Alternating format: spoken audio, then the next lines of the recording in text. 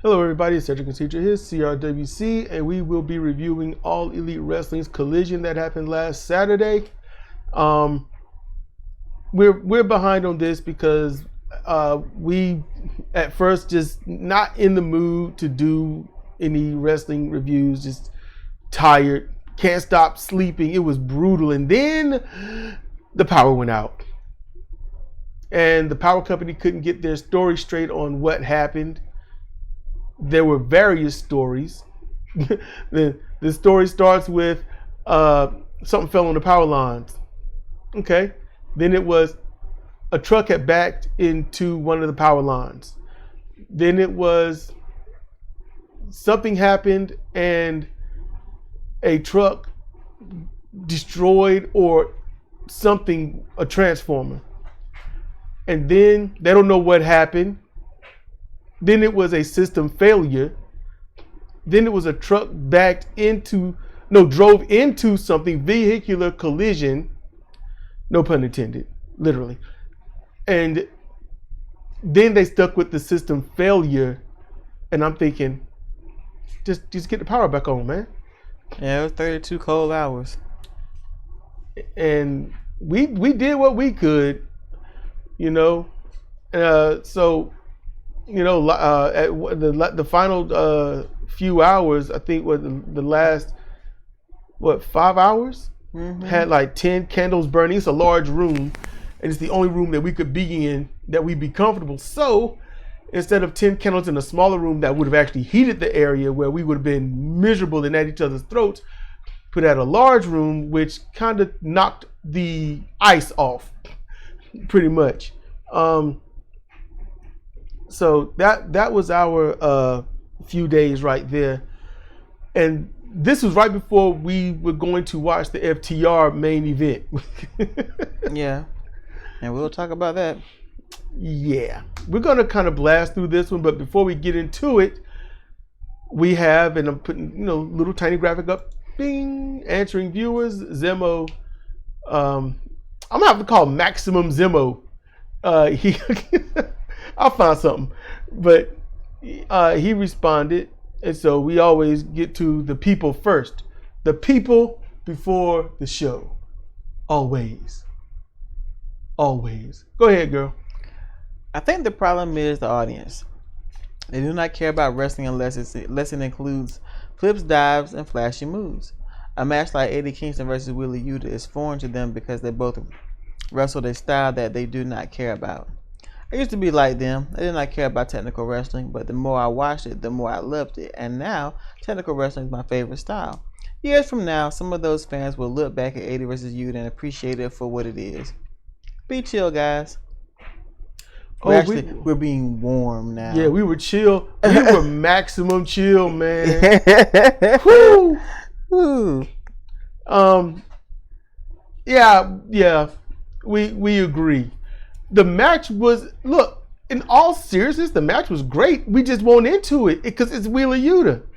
Wheeler did everything right. Yeah. But he was served to us on a garbage can lid when at first he was starting to look like filet mignon. And they just said, hey, man, we know that you just started coming up and things are looking a little all right, but we're going to just make you beat people you shouldn't be able to beat yet. And decisively. So, and then we're going to make sure your friends beat the hell out of you and make sure that you're seen as weak and just a punching bag. So when you go out there and lose, it's okay because you'll get right back up. Mm-hmm. Yeah, the people, they want the flippy flops and whatnot. The AEW fans, the diehard ones, they truly believe that they are appreciating pro wrestling, but they have no idea that they don't know what pro wrestling is. The instant gratification crowd. It's annoying because they only like the flips, and so them catering to these people. You see the same thing over and over again, and it's just, that's what takes it out for us. WWE is the greatest sports entertainment wrestling company on the planet. AEW is the greatest indie wrestling promotion on the planet. Mm-hmm. That's what they are. And the thing is, every WWE fan has no problem watching an AEW event. But all AEW did was do what? They first put up all the indie darlings that made all their matches look terrible. So when the NBA season came in, that's when their audience could have come in, but they didn't. They came in and was like, what is this? And it turned them off. And away. Then the Big Bang Theory, those people do tend to look at at least a little bit of AEW, and they move on because they've been educated on what they're going to see. So, and what makes it worse is the person running this company doesn't care. Nope. Does not care that they're turning prospective viewers off. You know, we've got that demographic, and you know, the folks who love blood, guts, and flips, and he's satisfied. And all 620,000 of them love it. Those are the ones that you are going to predominantly keep. There's 400,000 to 600,000 that's watching it for free online without, you know, they can skip all the commercials and whatnot. And that's a lovely thing. Yep. Skip the commercials, fast forward through the matches you don't want to see. There isn't any better way to watch, unless you're not going to watch. Yup. That's how that is, you know. But you know what? I know Tony Khan isn't going to hear this, and I know that no one here is going to be able to get this information to him. And if he did hear this, he wouldn't listen because it doesn't go with his wrestling figure persona. Mm-mm. So here, check this out. You want to get the actual wrestling fans? Here's what you do. You call it. We're going to go on a 2-month hiatus. AEW will be off TV. We will not be running shows for 2 months. 2 months. All right. Now, once that happens, you have to restructure. You have to figure out what professional wrestling is. You need to have distinct heels versus faces. You need to have who are going to be your top 3 to 5 heels, your top 3 to 5 baby faces. And those top baby faces, 2 can stay at the major top. This is heels and baby faces. 2 would stay at the top, 2 are mid card, 2 are opening. Top of the opening. So if you got only 6 matches, your tops in that section. So your meaningless ones, if you want to call them that, the opening, and then your top opening guy or girl. Watch, rinse, repeat. You do that. You tell them, you take away the scorecards and all this other stuff. You worry about history. You worry about educating your fans on what professional wrestling is. You make sure that people are trained to do dives and whatnot at the right time, not any time. You don't fight on the floor all the time because there was special about it. And certainly you don't bleed every match. And you just do this. AEW is a Southern wrestling company. You have to bring the fight, not the flips. That's all Tony Khan got to do. And say, this is professional wrestling. Oh, and make sure that everybody learns how to punch and throw forearms. Yeah. And stomps. Like I said, get retrained. Stop doing those horrible, horrible stomps. You know, that's all he's got to do. 2-month hiatus, get your act in order. And those that you want to keep on your roster that's not top or whatnot, you get them thoroughly trained. Nobody goes on TV until they are properly trained. That's it. That's what you do. So I think that's a tip. I think that's a good tip to at least start. That's just the start of it. I could go into a deep thing on it, but no, just the opening. So that's going to end answering viewers. And Thanks, Zemo. Thanks, Zemo. Let's see. And we're going to get into Collision.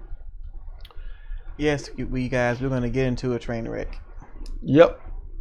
So this was January 13th. Adam Copeland comes out and issues his Cope Open. And it's answered by Lee Moriarty. Comes out with Shane Taylor, who introduces them as the No BS Fighters. Shane points people to the big screen where they show a short package of Shane Taylor promotions. Shane came out very militant, and Adam Copeland did not know how to handle it. He didn't know. It's like, I could say things. I don't know where this is going. This is a cold match. Not even handle it. It's like, I don't. What does it mean? Yeah. I don't comprehend. And it's not the same. Shane was saying rhetoric. Some real epic stuff that went over, I'm going to say, 98% of the audience's head. Mm-hmm.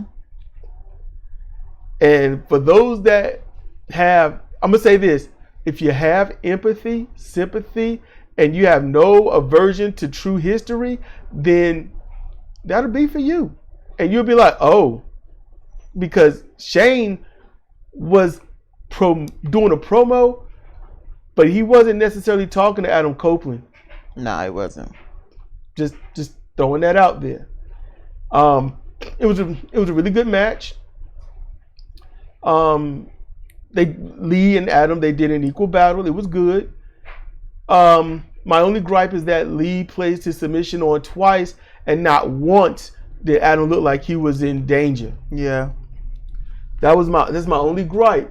I listened to Jim Cornette review this, and basically he's talking about Lee Moriarty is like learning to wrestle. Like, it's saying that Adam Copeland is teaching him in the ring. I'm like, no, he won't. No, he won't. No, he won't. Lee Moriarty wrestled his match. Adam Copeland wrestled more or less Lee's match. That's a ring general, when you can wrestle someone's match and don't look bad. Adam Copeland's a ring general. He knows what he's doing. Lee Moriarty, he proved he knew what he was doing because he was spot on. Mm-hmm. He's Copeland, always spot on. Yep, Adam Copeland was safe. He wasn't in any legit, like medical danger, like some of the other roster has done. It looked good. Shane Taylor got involved, made sure not to lay a hand on Copeland, even though he wouldn't have got DQ'd. But it's to not be DQ'd. He got speared, and no one noticed it. Not even Jim Cornette noticed it. And I try not to even notice stuff like this. Shane Taylor did flub, but it is kind of funny. Shane's used to catching these moves in the ring. So after Edge speared him, Adam Copeland speared him, Shane rolled away like he was rolling out the ring, but he rolled into the guardrail. That's fine. Like he was been rolling from the pain. See? And that's fine. But I know what really happened. If he got speared and he was not in wrestle mode, he probably would have just rolled a little bit, rolled back and writhed, but he didn't. So I got to say, sometimes your professionalism is to a fault. Let's see. After the match, Adam gets the mic and says he's still after Christian's scrawny ass. So this Christian Cage thing is still going, and it seems like Christian Cage is kind of moving on to other things. It's kind of weird. But I thought it was a really good match and should have been second to main event. But I get this. I get what's going on. One thing about Christian, Adam said he's going to go to the back of the line. Is Christian supposed to stand there and wait while he's working his way up? No, he's not. No, he's not. I agree with that. It's just some things I couldn't ignore. Just got to pull it out there. So backstage, FTR and Garcia do a promo with Lexi, with a crowd that sounds rather okay. Yeah. And then Lexi does an interview with Guevara and Jericho, and the crowd is loud. They are all the way live, man. They are cheering and roaring, and it's just, They can't wait. They're so excited to hear Sammy and Jericho talking back to Lexi. When the interview transitions to the arena, the crowd quickly, like a jump cut, lowers into a murmur. Let me get some nachos. Give me a beer. And they are trying to cover this up. Yep. This lets me think that the latter promo of Jericho was pre-recorded. Very pre-recorded, with lots of pre-recorded crowd participation. Like, look, just do your promo. Be hype about it. We'll put some sounds over it. Yada yada. I'm like, this is looking bad. Jericho has become toxic. You gotta let him go. Jericho did not become this dumb and doing this stupid stuff until everything was guaranteed to him on a silver platter. I'm gonna say something about the Young Bucks real quick. What? Go ahead. What? I'm gonna tell you what ticks me off about them. Other than their faces? This is quick. I'm not gonna go into some thing over this. This is quick. They were hired as vice presidents in control of tag team matches. So they were basically booking the tag team, division. Now Tony Khan probably had final say on who win, who lose, but I'm sure he was just entrusting the Bucks to do stuff. The Bucks was getting paid, not as much as others when they got hired, but they former WWE people, and they weren't going to get hired unless they was making a certain amount of money. Tony Khan is all too happy to give it to him, not thinking about how to get a return on his investment. Then the Bucks VP do whatever they want to do. So much so that they became, okay, we work Dynamite, CM Punk works Collision, and they pretty much have the run of the show with Kenny Omega, who was also a VP, along with Cody Rhodes, who was a VP. The Bucks got strong status. They got pull. They got stroke. They got power. Then they have the audacity to feign to go to the WWE and talk about renegotiating contracts, saying that they were unhappy. You got what you wanted. You got FTR there and buried them. You made them meaningless. You got Ring of Honor and you buried it, made it meaningless. You got CM Punk, pushed him to another show and still buried him and got him fired. You get everything you want, manipulate everything you can, and then all of a sudden you talk about we could go to WWE, we're gonna renegotiate our contracts. You can't go anywhere else and get paid the money that you're getting paid. And the fact that if I were in Tony Khan's shoes, and after all the privilege and power I give you, you pull that, you wouldn't be in AEW. That's all I got to say. Now, when did they do that? Do what? The whole WWE thing. They was doing that mess. I heard about it November or December. It was like negotiating or some crap like that, and I'm like, they ain't going nowhere, and I just moved on. The Young Bucks and renegotiating their contracts. Like, they ain't going nowhere. Nobody else want them. They can't work the style of WWE. They know indie, and that's it. They can't do that. If WWE had to retrain them, it'd be like starting from scratch, like they're doing with Jade Cargill, who I can't. Once she has a match, I want to see it. I want to see the differences. So that's how I feel about that. Don't let me give you everything, then you try to take it all and then say, I'm not happy. Oh no. No, look, our daughter tries that. It's like, didn't I negotiate to get you what you want? Your mom didn't want to give it to you. I pulled my skills, and she's like, fine, you got it, and you're going to talk to me like that? I was like, I will wreck this room. And she's like, I was like, you don't have to get anything else. Just, you want that thing? Nope. You want that thing? Nope. just mess up your whole life like that. Because you don't get those things, you think your whole life is ruined. So that'd be good for me. I didn't get a makeup kit. My life is over. Like, yeah, sure. These problems matter. You know? So I'm just Tony Khan, bruh. So next we get to this is on Collision. The Ring of Honor 6-man tag team title match. These guys have been a faction for quite a bit. And this is my first time seeing them tag up. Lance Archer and The Righteous with Jake Roberts versus Brian Cage and the Gates of Agony, the current Ring of Honor 6-man tag team champions, with Prince Nana in their corner. And it was a decent match. Everyone looked really good. Yeah. Tiny hiccup near the end with Toa and Dutch on the outside, but nothing serious.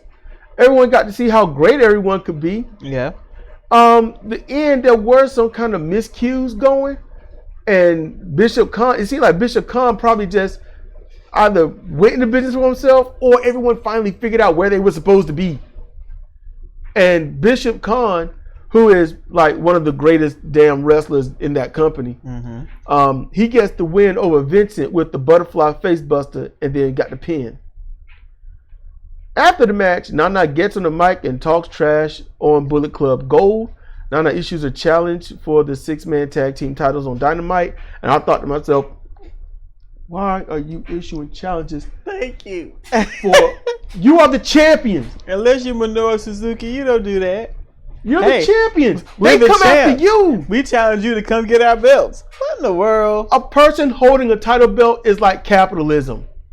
No one challenges the broke people for a match. The broke people are challenging people for their money. But that is how AEW is. Nobody's challenging for the Ring of Honor 6-man tags. No one is challenging for Acclaim's trios tag. Nobody want that. Nobody wants it. Nobody's challenging with the trios. Pentagon and his brother are gone. So all that trio stuff is, and the Young Bucks went on hiatus and come back, mustache douchebags. Nobody's going after this stuff. They got 1 billion factions, and now each faction can find 3 people.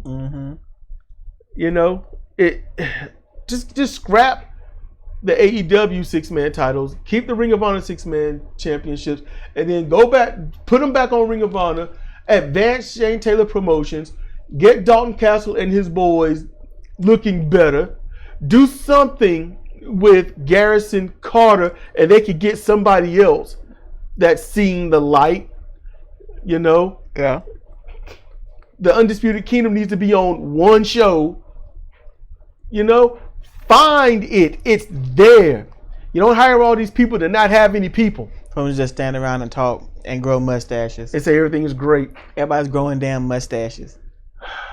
Maybe I should just cut mine off. Your face would look weird.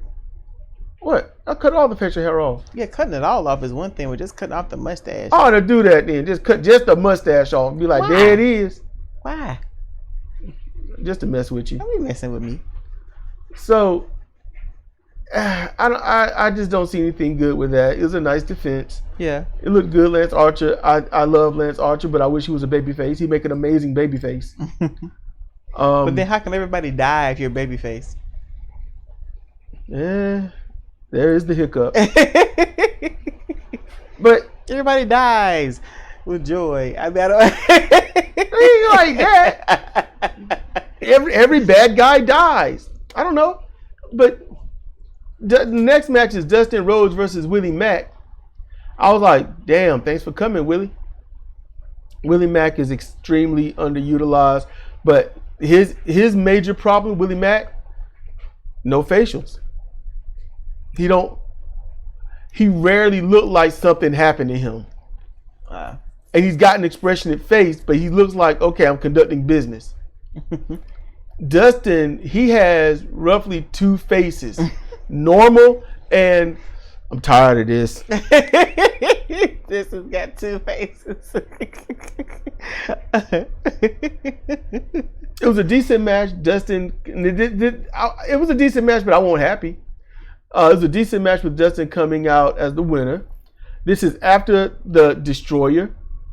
Mac's head bounced off the bottom rope. That looked really ugly. I didn't like that. Then Dustin hit the snap power slam for a 2 count right after that. Then that he should have ended it, but he didn't. Then after 2 more finishing moves, the end was over. And the opponent, they hug it out. Mac still selling the moves, which is good, much appreciated. But it took 4 finishing moves to beat Willie Mack. And it's like, don't do a finish if it ain't going to finish him.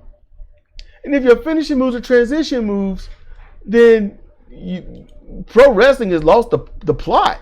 Then pro wrestling has lost the plot. Because the majority of finishing moves in our minds from history of professional wrestling are now transition moves. The plot is lost. Somebody buried the script. There are finishing moves that can turn into transition moves and it kind of makes sense. You can see it like the complete shot. Fine. People call that the flatliner. I call it the complete shot. Because that's what Ghetto named it. You sure it's not Gato? No, it's not. Straighto. I don't know. So I just wish they would stop just spamming finishing moves. It's like, man, ooh, I saw that. Ooh, I saw that. It's like, oh, I miss when am I going to see it this day? Can I see it this match? Nope. Dang, maybe he'll do it next match. I like that move. I can't wait to see him do it. You kind of make him want to see it. Backstage, the Bang Bang Gang accepts the match for the Ring of Honor 6-man titles. There you go. On Collision. Lexi tries to talk to Dustin Rhodes when Christian Cage interrupts. He and Rhodes are in each other's faces and deliver a perfectly believable promo to set up a possible TNT title shot in the near future. They were barking at each other. It was all gravelly. It was like nice. Nick Nolte talking to himself. Yes. And Christian brought up his dad, and honestly, at that point, if Dustin laid into him, we know it's a work, but if he laid into him, perfect. It would have been the right. Somebody should, What would happen? He get attacked by Nick Wayne and his mama. He can fight them off. Yep. With Kill Switch looking. Was Kill Switch there? I think. I don't know. I don't know. They're all invisible. They're all dogs. They're all dogs. That's a Roosh thing. Yeah, they're all dogs. So then we get Adam Page versus JD Drake. So Page wins with a buckshot lariat that Drake slowly walked into after a very long-winded and needless match. Yeah, that match shouldn't have been that long. That match should have been about 4 minutes. I mean, JD's good, but it shouldn't have been that long. You know what was going to happen. You know he was going to have to drop it to Page. Fans didn't care, didn't give a damn. They didn't. And then the disappointment of the night, that happens. In the next match, Diana Purrazzo versus Red Velvet. And Diana used a Fujiwara armbar, Koji clutch, bicycle front kick that they call the pump kick, another Fujiwara armbar, and then the hyperextended Rings of Saturn or double ringing to defeat Red Velvet. She used all those damn finishing moves to beat her. Not impressed. I wrote, this doesn't impress me. NWA version of her was great, and what I saw of her in Impact Wrestling, now TNA, was great. This here, Ring of Honor was great. No, we didn't. Yep. Yeah, we saw that. Yeah. But this sucked. Mm-hmm. This was terrible. This wasn't even pro wrestling. It was just Fire Pro. It was WWE 2K. Just spam Keep big spamming moves. the moves until she tap. She'll stop breathing eventually. So then Hook versus the stunt double for QT Marshall, and then Hook wins with Red Rum. Don't look at him. I was like, that's QT Marshall stunt double. So then we got House of Black versus FTR and Daniel Garcia in the main event. Not a great match, as the flow of it constantly had to reset. About 4 times in that match, they get a flow, they get something going, then somebody got to do the face off in the ring, and it just resets everything. Because it shows they're not ailing, they're not hurting, and all this, you know, and then they're ready to go. And then the partners, you know, they just can't help. You know, the partners can't help their people.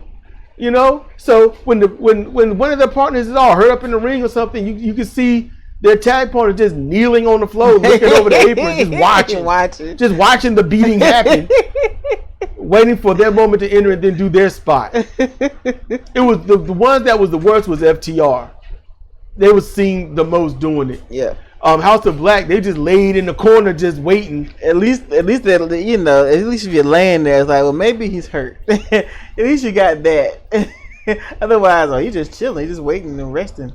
They did brain busters, power slams, the RS power slam. They did the Steiner Brothers Bulldog. They did everything. A different brain buster, power drivers, beautiful, stiff power driver from Dax onto Matthews.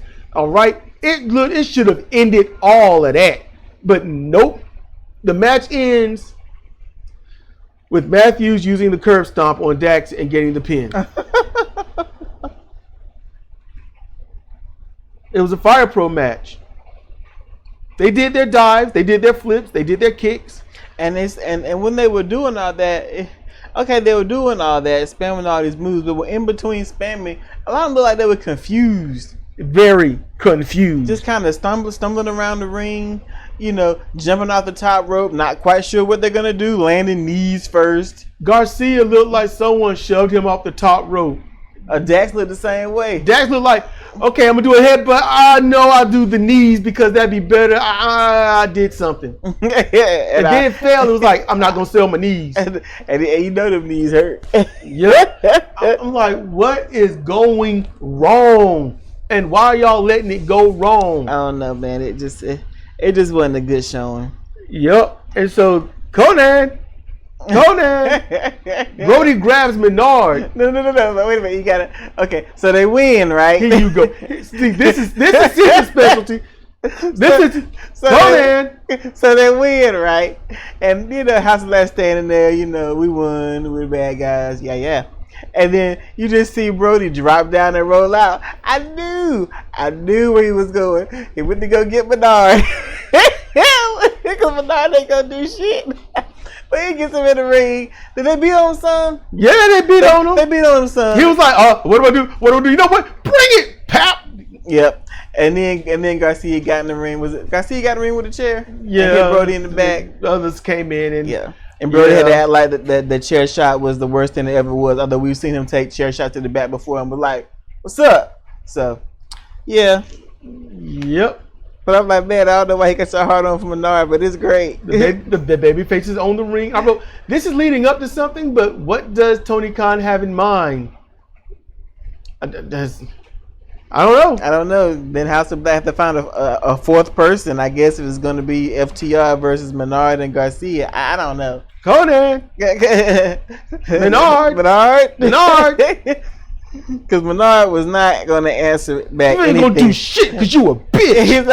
I'm like, dude. He's not going to answer back any of that. None of that. Nope. Not going to talk. Not going to talk like nothing happened. And he still didn't get any kind of payback. Nope. And then it's like, oh, so you're not gonna come after me? Well, I'm gonna come and beat on you. Garcia had to come and defend him. Menard still ain't done shit.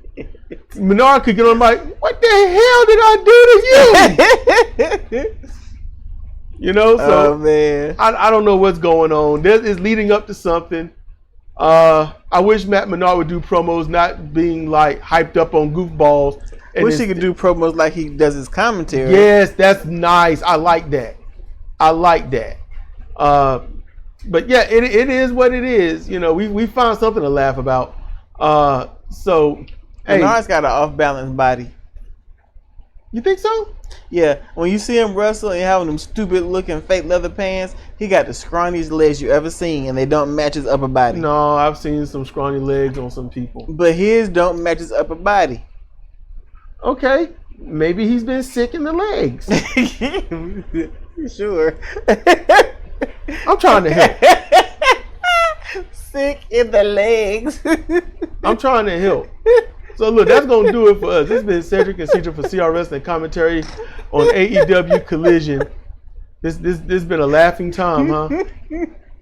I mean, you might as well laugh. It keeps you from crying. You know. Sick in the legs. I really got you.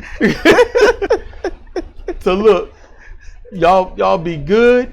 Y'all be warm. Y'all be safe. And we'll see you next time. Don't get sick in the legs. It's a terrible thing.